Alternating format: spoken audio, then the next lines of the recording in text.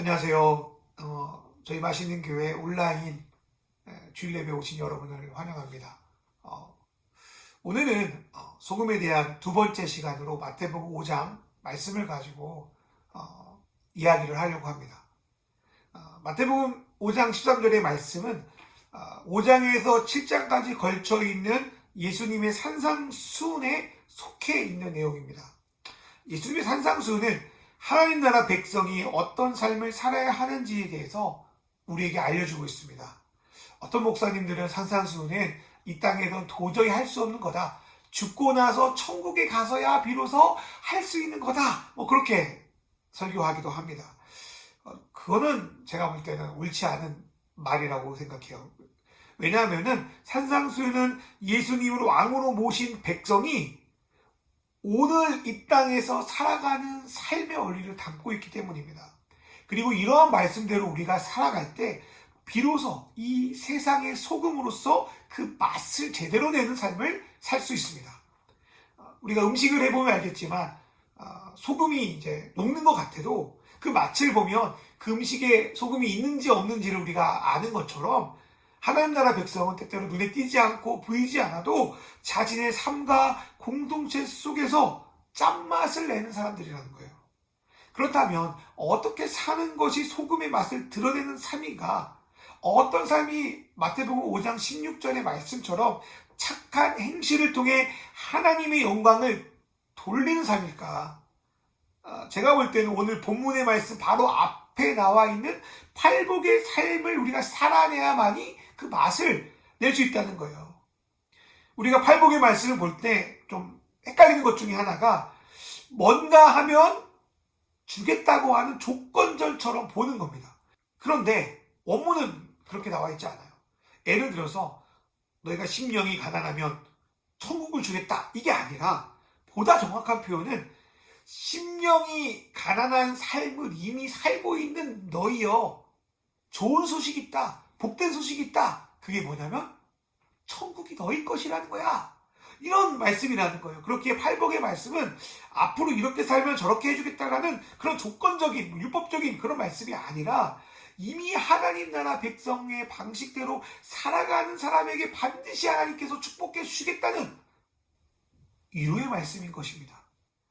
예수겔 36장의 말씀을 보면 하나님은 백성들에게 새 영, 새 마음을 주어서 하나님의 뜻대로 살게 하겠다고 예언하셨어요. 그리고 그 예언의 말씀대로 예수님을 이 땅에 보내셔서 백성의 마음을 변화시켜서 이제는 우리가 할 수 없는 율법의 요구를 예수 그리스도를 믿음으로 할 수 있다고 이미 성경에 말씀하고 있습니다. 그게 어떤 성경이냐면 로마서 8장 4절 말씀 볼까요? 육신을 따르지 않고 그 영을 따라 행하는 우리에게 율법의 요구가 이루어지게 하려 하심이라. 그렇기에 우리는 팔복의 말씀을 죽어서나 이루어지는 그림의 떡 혹은 특별한 사람만 할 수 있는 삶 그 정도로 이해해서는 안 돼요. 예수를 믿고 하나님 나라 백성이 된 우리가 마땅히 살아내야 될 삶이고 하나님은 이러한 우리의 삶을 통해 이 세상을 변화시킬 것이기 때문입니다. 저도 원래 8가지 맛을 다 설명하려고 했는데 너무 길어질 것 같아서 이번 주에 4가지를 말씀드리고 그 다음 주에 남은 4가지를 말씀드리려고 합니다. 첫 번째로 심령이 가난한 자예요. 심령이 가난한 자에 대한 말씀은 이사야 66장 2절의 말씀과 매우 깊게 연결되어 있습니다. 제가 읽어드릴게요. 나 여호와가 말하노라. 내 손이 이 모든 것을 지었으므로 그들이 생겼느니라. 무릇 마음이 가난하고 심령에 통회하며 내 말을 듣고 떠는 자, 그 사람은 내가 돌보려니와. 많은 사람들은 마음의 주인 누구죠? 바로 자기 자신이라고 생각합니다.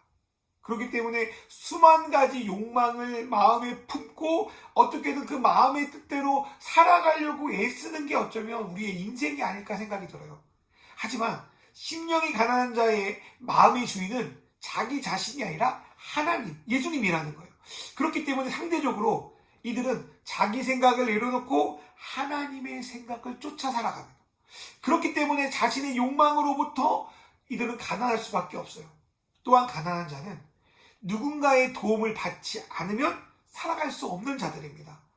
이들은 하나님의 은혜가 없으면 살아갈 수 없다는 걸 진짜 아는 자들이에요.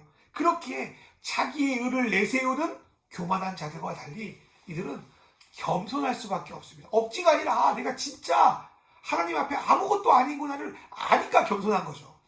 마지막으로 이들은 세상에 아무리 좋은 것이라도 그것들이 하나님 나라에서는 아무것도 아니라는 것을 아는 사람이에요. 그렇기에 자신의 것을 하나님 나라를 위해서 나눔으로 세상의 것에는 조금 가난해지는 것 같지만 천국에 자신의 삶을 투자하는 사람들입니다. 하나님은 이런 자들에게 천국, 하나님 나라를 주신다고 말씀하셨습니다. 이러한 가난한 마음이 저와 여러분에게 있기를 간절히 바랍니다. 두 번째로 애통하는 자입니다. 우리는 언제 슬퍼하죠? 물론 본인에게 어려운 일이나 슬픈 일이 생기면 당연히 슬퍼하죠. 그런데 더 중요한 것은 다른 이의 아픔에 공감하는 겁니다. 본래 예수님은 이 땅에 오셔서 어떠한 고난과 고통을 받을 이유가 하나도 없는 분이잖아요. 그런데 굳이 이 땅에 오신 이유가 뭐죠? 다 아는 것처럼 우리의 아픔과 슬픔에 공감하기 위해서예요. 고린도후서 1장 3절부터 4절 말씀 보세요. 찬송하리로다. 그는 우리 주 예수 그리스도의 하나님이시요 자비의 아버지시요 모든 이루의 하나님이시며 우리의 모든 환난 중에서 우리를 이루와사 우리로 하여금 하나님께 받은 위로로서 모든 환난 중에 있는 자들을 능히 위로하게 하시는 이시로다. 아멘. 삶 속에서 찾아오는 슬픔을 우리가 견디게 하는 것 중에 하나가 무엇일까요? 바로 나와 같은 상황에 처해 있는 사람, 아니면 나보다 더 어려움에 처해 있던 사람이 그 마음 안다, 공감해주고 함께 울어주고 위로해주는 거, 그게 슬픔을 견딜 수 있는 큰 힘이 됩니다. 우리가 예수님을 믿는 이유 중에 하나는 예수께서 우리의 삶을 아시고 공감하시기 때문입니다. 그리고 그렇게 예수님의 공감과 위로를 받은 사람들은 환난 속에 있는 또 다른 사람들을 위로할 수 있습니다. 그게 바로 애통하는 자의 모습입니다. 로마서 12장 15절의 말씀에 보면 우는 자들과 함께 울라라는 말씀이 있어요. 하나님 나라 백성은 예수님이 그러신 것 같이 다른 이의 아픔에 함께 공감하고 위로함으로 그 진가를 드러내는 사람입니다. 이 땅을 살아가는 것은 본질적으로 행복이라기보다는 좀 고통, 고해 이런 거에 많은 것 같아요. 하지만 우리 그리스도인들을 통해서 공감과 위로를 받을 때 사람들은 이 땅에서 하나님 나라의 맛을 경험하고 이 땅을 살아갈 힘을 얻게 되고 하나님이 살아계시구나를 진심으로 믿게 됩니다. 성경에서는 이러한 삶을 누리는 것이 바로 복이라고 말합니다. 그러한 공감의 삶, 위로의 맛을 누리는 저와 여러분이 됐으면 좋겠습니다. 세 번째로 온유한 자입니다. 우리나라 백성에게 땅은 참 민감하지만 이스라엘 히브리인들에게 땅은 매우 민감한 주제입니다. 여러분, 그 하나님이 애굽에서 노예였던 이스라엘 백성을 탈출시키시고 자유인으로 만드신 다음에 그 자유인에 대한 증거로 무엇을 하시냐면 땅을 각자 모두에게 나눠주십니다. 그런데 바벨론부터 로마에 이르기까지 그 제국들의 침략은 이들이 땅을 잃어버리게 만듭니다. 땅을 잃어버렸다는 것은 노예와 다름이 없다는 거예요. 그렇기 때문에 이스라엘 백성들, 유대인들은 어떻게든 자신의 땅을 찾기 위해서 고군분투합니다. 예를 들어 어떤 사람들은 그 로마 세력, 제국 세력들과 협력하여 자기 동포들을 억압하면서 그에 대한 대가로 일부의 땅의 권리를 차지하죠. 어떤 사람들은 군사적으로 싸워서 그 땅을 다시 차지하려고 합니다. 또 어떤 사람들은 하나님이 율법을 잘 지키면 우리에게 땅을 주실 거야 생각을 하고 어떻게든 율법을 잘 지키기 위한 수많은 방법들을 고안해냅니다. 그러나 예수님은 그렇게 땅을 차지하는 것이 아니라 온유한 자가 땅을 차지한다라고 말씀합니다. 그렇다면 무엇이 온유한 사람입니까? 첫 번째로 히브리어로 온유함은 부드럽게 받아들이는 순종을 말합니다. 두 번째로 헬라어로 온유함은 중요, 객관성을 유지하기 위해서 때때로 분을 내는 것을, 타협하지 않는 것을 온유함이라고 한다는 거예요. 우리는 이 두 가지 뜻을 통해서 온유함이 무엇인지를 조금 알 수 있을 것 같아요. 보통 사람들 생각해 보세요. 좋은 게 좋은 거라고, 자기의 가치관에 관계없이 나보다 힘이 세거나 자신에게 이익이 되면 부드럽게 그 사람들에게 순종하죠. 뭐 그런 어떤 사람들은 그런 것들을 보고 야, 너 사회생활 잘한다, 뭐 그렇게 이야기하기도 합니다. 근데 하지만 온유한 사람의 어떤 마인드는 달라요. 삶과 환경이 기준이 아니라 하나님이 기준인 거예요. 그래서 하나님의 뜻에 특별히 뭐 위배되지 않으면 모든 게 부드럽게 다 받아들여요. 그런데 하나님의 뜻에 완벽하게 위배된다고 할 때 그는 거룩한 분노를 쏟아냅니다. 보통 우리가 분노할 때는 왜 분노하죠? 내 기준, 내 생각과 다를 때 분노하게 됩니다. 저와 마음이 어려운 사람을 만날 때 상상을 해요. 완전히 제가 망가진 상상을 해요.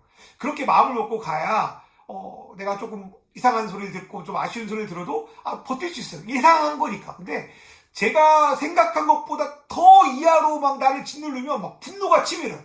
내가 예상하지 못한 거기 때문에. 분노가 그런 것 같아요. 내 기준과 내 생각과 다른 일들이 벌어지면 분노할 수밖에 없습니다. 그리고 이 분노를 내 기준으로 하다 보면 절제가 되지 않기 때문에 다른 사람을 해칠 뿐 아니라 내 자신을 망가뜨리기 일쑤입니다. 하지만 온유한 사람들은 하나님의 기준으로 분노합니다. 이게 뭐냐면 하나님의 기준으로 내가 할 걸 하고, 하나님의 기준으로 분노할 거 분노하고, 하나님의 기준 이상은 하지 않아요. 그리고 나머지를 하나님께 맡겨드립니다. 시편을 보시면 수많은 사람들이 악에 대해서, 어떤 나를 힘들게 하는 사람들에서 분노하는 시들이 나와요. 근데 그 시들의 결론은 하나님을 찬양하고 하나님을 높이는 겁니다. 그러니까 이들은 내 기준으로 분노하기보다 하나님의 기준으로 분노하는 자들이었다는 거예요. 다시 온유한 자들을 한마디로 정리하면 하나님과 상관없는 일에는 부드러워지고 하나님의 일에 대해서는 열정을 쏟는 자들이에요. 한번 모세를 생각해 보세요. 모세는 이스라엘 백성이 하나님께 범죄할 때 하나님의 마음으로 함께 분노했어요. 하나님이 이스라엘 백성 이놈들 다 쓸어버리겠다 막 그럴 때 그 말 속에 하나님이 얼마나 이스라엘 백성을 사랑하는 그 마음을 알기에 자신의 어떤 목숨 일생을 걸고 이스라엘 백성을 용서해 주십시오 막 그렇게 간청합니다. 하나님의 마음으로 분노하고 하나님의 마음으로 열정을 쏟는 거예요. 그러나 자신의 개인적인 일을 빌미로 자신의 누이와 형이 억울하게 트집 잡을 때 모세는 아무 말도 하지 않고 잠잠하게 하나님의 뜻을 기다립니다. 이 사람은 억울하더라도 개인적인 일에는 분노를 쏟아내지 않는 사람이었다는 거예요. 그렇게 하나님이 모세를 가르쳐서 뭐라고 말하냐면 모세의 온유함이 땅의 모든 사람보다 더다라고 말씀하세요. 성경이 이처럼 그리스도인들이 온유한 삶을 살아갈 때 진정한 자유를 누린다고 합니다. 자유가 뭘까요? 삶의 기준이 오직 예수 그리스도 한 분이기 때문에 예수님 빼고 다른 모든 것에서 자유롭게 살아가는 거예요. 이스라엘 백성이 땅이 자유의 기준이었던 것처럼 그리스도인들에게 자유의 기준은 온유함입니다. 여러분, 예수를 기준으로 살아가는 게 고통스러울 것까지 아니에요. 오히려 예수를 기준으로 살아가면 모든 것에서 자유로워지는 온유함을 누릴 수 있다는 거예요. 바울을 보세요. 바울이 빌립보서 쓸 때 감옥에 있었거든요. 어떤 환경이든지 어떤 상황이든지 감옥에 있든지 밖에 있든지 풍부에 처하든지 빚전에 처하든지 바울은 그리스도 안에서 자기가 모든 것을 할 수 있다. 자유가 있다라고 우리에게 고백합니다. 이렇듯 그리스도를 기준으로 살아가는 이 온유함을 통하여 진정한 자유의 맛을 누리시는 저와 여러분 되기를 주로 축원합니다. 네 번째로 의에 줄이고 목마른 자입니다. 예수님을 알고 그분의 길을 따라 살아갈 때 우리가 사는 세상도 실망스럽지만 더 실망스러운 거는 우리가 다니는 교회, 또 평소에 존경했던 그 목사님들의 일탈, 이런 것들을 볼 때 너무나도 실망스럽고 절망스러워요. 그래서 이것 때문에 많은 사람들이 하나님의 믿음을 포기하고 다시 세상의 방식을 쫓아 살아가는 일들이 얼마나 많은지 모릅니다. 그런데 예수님은 마태복음 5장 6절의 말씀을 통해서 뭐라고 말하냐면 의를 끝까지 포기하지 말고 갈망하며 살아라. 그러니까 반드시 의에 배고픈 너희, 의를 갈망하는 너희를 배부르게 하겠다라고 약속해 주십니다. 여러분, 의를 갈망하는 게 뭘까요? 간단하게 말하면 하나님에 대한 소망을 잃지 않는 겁니다. 내가 하나님을 더욱 닮아가고 성장하고 싶은 소망, 내가 속한 가정과 교회가 사랑이 넘치는 공동체가 되기를 바라는 소망, 우리가 살아가는 이 세상이 지금보다 더 조금이라도 더 하나님의 공의와 사랑이 숨치는 그러한 곳이 되기를 원하는 소망. 이러한 소망을 어떠한 상황 가운데 포기하지 않는 사람, 하나님을 꿈꾸는 사람, 이 사람은 타락하지 않습니다. 이러한 소망을 어떠한 상황에서도 포기하지 않고 꿈꾸는 것, 이게 바로 의에 줄이고 목마른 사람의 삶의 태도고, 하나님을 꿈꾸는 사람은 절대로 절망하거나 타락하지 않습니다. 또한 의를 갈망하는 사람들은 반드시 하나님께서 의의 열매를 맺어주실 것을 기대하고 오늘을 눈물로 씨를 뿌리는 사람들입니다. 그리고 하나님은 반드시 이들에게 의의 열매를 풍성하게 먹이신다고 약속하셨습니다. 빌립보서 1장 11절 말씀을 보면 예수 그리스도를 말미암아 의의 열매가 가득하여 하나님의 영광과 찬송이 되기를 원하노라 라고 말씀하고 있습니다. 이 말씀을 읽을 때 지금 이제 개종을 준비하고 있는 저에게도 소망이 됩니다. 사람과 환경을 보면 절망할 수밖에 없습니다. 그러나 하나님의 의를 갈망하고 나를 꿈꾸게 하신 하나님을 신뢰하고 그렇게 나갈 때 부족하지만 이 길을 걸을 수 있을 거라고 저는 믿습니다. 그래서 저의 삶을 보면서 저 사람은 뭐 소망 가질 것도 없는데 기뻐할 수 있는 상황이 아닌데 어떻게 그렇게 소망을 품고 살아가지? 그렇게 내 안에 있는 소망, 세상과 다른 내 안에 있는 기쁨을 다른 사람이 궁금해 여겼으면 좋겠습니다. 그리고 언젠가 이 맛있는 교회를 통하여 하나님께서 의의 열매를 맺어가는 것을 꿈꾸며 부족하지만 오늘을 눈물로 씨를 뿌리려고 합니다. 기도해 주셨으면 좋겠습니다. 사랑하는 여러분, 예수를 믿는 것과 하나님 나라 백성으로 소금의 맛을 내는 것은 결코 따로가 아닙니다. 만약 예수를 믿는다고 하면서 하나님 나라 백성으로 사는 것에 대해서 한 번도 생각하지 않았다면 여러분은 잘못 예수를 믿고 있던지 아니면 일부만 이해하고 있는 거일지도 모르겠습니다. 그리스도인들은 반드시 하나님 나라 백성으로 살아야 합니다. 그래야 자신이 그리스도인이라는 것을 증명할 수 있습니다. 우리 안에 계신 예수의 진짜 맛을 팔복의 맛으로 살아야만 세상에 보여줄 수 있습니다. 가난한 마음으로 겸손하고 하나님 나라를 위해서 자신의 인생을 투자하고 주님이 우리를 공감하고 위로하신 것처럼 내 주변의 고통과 슬픔에 빠져있는 자들과 함께 울며 위로해야 됩니다. 세상을 살아가는 기준을 다른 것이 아니라 하나님으로 바꿈으로 다른 모든 것에 대해서 자유로운 삶을 살아야 합니다.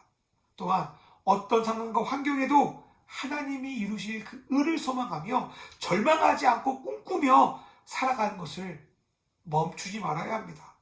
하나님은 이렇게 살아가는 하나님 백성, 하나님 나라 백성을 통해서 이 땅에 잃어버린 예수의 맛을 다시 되찾아 주실 겁니다. 그리고 하나님은 이런 팔복의 맛을 내는 사람들, 그 그리스도인을 통하여 세상에 묶여 더 이상 하나님 나라의 맛을 보여주지 못하는 교회, 그 교회를 다시 풀어내서 하나님 나라가 어떤 곳인지를 다시 이 땅에 보여주실 거라고 저는 믿습니다. 그리고 저는 이러한 팔복의 맛을 다른 사람에게 미루는 것이 아니라 여러분 각자의 삶, 여러분이 다니는 교회 공동체와 함께 꿈꾸고 이루기를 원합니다. 그리고 덧붙여서 저희 맛있는 교회가 이러한 맛을 내는 공동체로 세워지도록 기도해 주셨으면 좋겠습니다. 이 시간